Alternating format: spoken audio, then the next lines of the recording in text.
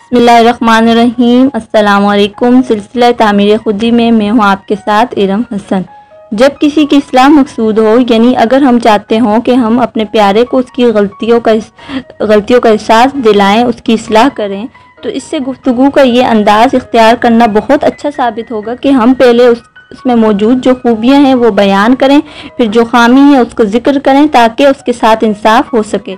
लिहाजा हम सबको ये असूल बना लेना चाहिए कि जब भी किसी पर तनकीद करनी हो तो पहले उसकी काबिल तारीफ बातें बयान कर दी जाएं, यानी कि उसकी तमाम जो तारीफ़ें, उसमें जो खूबियाँ पाई जाती हैं उनकी लिस्ट बनाकर उसके सामने सब बयान कर दें, ताकि उसको एहसास हो कि आपको उसकी शख्सियत के जो उम्दा और रोशन पहलू हैं उनका भी इल्म है। इसके बाद जब आप इसकी कोई गलती या कोई कोताही बताएंगे तो इसको यकीन होगा कि वो आपकी नज़र से गिरा बिल्कुल भी नहीं है, या आप इसकी खूबियों को भूले नहीं हैं। ना ये तासुर होगा कि आप सिर्फ इसकी गलतियाँ बताते रहते हैं, इसकी गलतियाँ ढूंढने में मसरूफ़ रहते हैं, गनवाने में मसरूफ़ रहते हैं। तो इसको आपके रवैये और तर्ज गुफ्तगू से ये एहसास होना चाहिए कि आप इसकी खूबियों के समंदर में से एक आध खामी निकाल कर बता रहे हैं ताकि वो इसकी इस्लाह कर सकें, आप उसकी भलाई चाह रहे हैं। हमारे प्यारे नबी सल्लल्लाहु अलैहि वसल्लम से आपके असहाब रज़ी अल्लाह ताला अन्हुम बड़ी मोहब्बत करते थे। इसकी एक वजह यह भी थी कि आपका इनके साथ बर्ताव का तरीका बड़ा प्यारा था, बड़ा ही निराला था। एक मर्तबा आप इनके दरमियान खड़े थे, आपने आसमान की तरफ निगाह भरकर देखा जिसे कोई बात सोच रहे हो या किसी चीज़ का इंतज़ार कर रहे हो। फिर फरमाया, एक वक्त ऐसा आएगा लोग कुरान और इसकी तालीम व तदरीस से एराज करने लगेंगे, यानी उसमें एराज पेश करने लगेंगे, और शरीयत के अलूम से भी। इनमें ना इसकी ख्वाहिश बाकी रहेगी और ना वो इसको समझ सकेंगे। फिर उनसे ये छीन लिया जाएगा, यानी इसका इल्म उठा लिया जाएगा।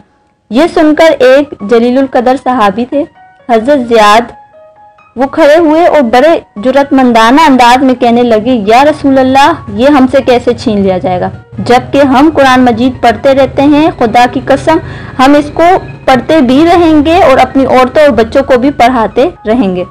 रसूलुल्लाह सल्लल्लाहु अलैहि वसल्लम ने इसकी तरफ देखा तो ये एक नौजवान नजर आया जो गैरत दीनी की जोश में बोल रहा था। लिहाजा आपने सोचा कि ये बात इसकी समझ के मुताबिक ही इसको ज़हन नशीन कराई जाए।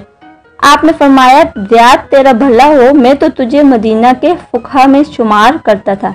ये ज़ियाद की बहुत बड़ी तारीफ थी कि रसूलुल्लाह सल्लल्लाहु अलैहि वसल्लम सब लोगों के सामने इनको फुकाहे दीन में शामिल कर रहे हैं, इतनी बड़ी तारीफ कर रहे हैं, उसका एतराफ़ कर रहे हैं। ये दरअसल इनकी खूबियों का एतराफ़ और इनकी शख्सियत का रोशन पहलू था जो रसूलुल्लाह सल्लल्लाहु अलैहि वसल्लम ने बयान फरमाया। फिर आपने फरमाया, ये तौरात और इंजील अब भी यहूद व नसारा के पास मौजूद है, इससे इनको क्या फ़ायदा हो रहा है।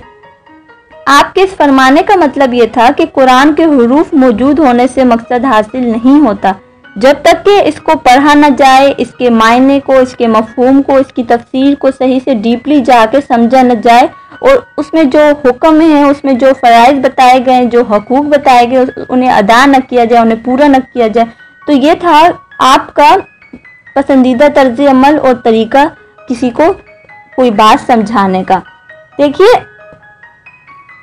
आप किस कदर दानाई और हिकमत से काम लेते थे। हमें भी चाहिए कि लोगों को मुतासिर करने के लिए इसी महारत और तर्ज अमल का इत्तिबा करें। हमें ये सारी चीज़ें सीखनी चाहिए, अपने अंदर डेवलप करनी चाहिए, ये आदतें हमें अपनानी चाहिए। मसलन अगर हम किसी दुकानदार को सिगरेट या कोई और इस तरह की गंदी नुकसानदेह चीज़ बेचते हुए देखते हैं तो इसको मना करना चाहिए। कि तो मुनासिब तरीका ये कि पहले उसकी दुकान की और उसकी सफाई सुथराई की तारीफ करें और इसकी तजारत में नफ़ा और बरकत की दुआ करें। फिर इसको हलाल कमाई की अहमियत का एहसास भी दिलाएं, ताकि इसको मालूम हो कि आपकी जो ऐनक आपने पहनी है उस पर सिर्फ काला शीशा नहीं चढ़ा हुआ कि आपको हर चीज़ से नजर आए, बल्कि इसको अंदाज़ा हो कि आप जो हैं वो तराजू की डंडी इंसाफ के साथ बिल्कुल सीधी पकड़े हुए हैं।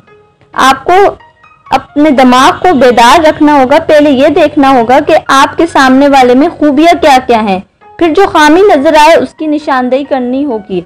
हमेशा दूसरों से देखें, हुस्न ज़न रखना चाहिए ताकि इनको मालूम हो कि आप इनके साथ इंसाफ कर रहे हैं। ये देखकर वो आपसे मोहब्बत करेंगे और इसमें कोई फ़र्क नहीं आएगा जब आप उनको उनकी इस्लाह करने का कहेंगे। अपनी दुआ में याद रखिएगा। अल्लाह हाफिज़।